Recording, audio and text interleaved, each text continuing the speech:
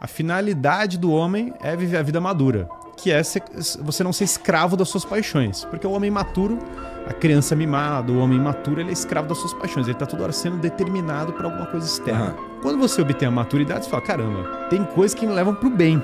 Começa a perceber que tem níveis de bem. Cara, um bem, te dá uma água é um bem. Pô, o cara que entrega a vida pro outro é um bem maior. O cara que... A mãe que acorda de madrugada pra trocar a fralda do filho é um bem elevado. É um bem maior do que eu simplesmente falar, ô Igor, toma aqui um copo d'água.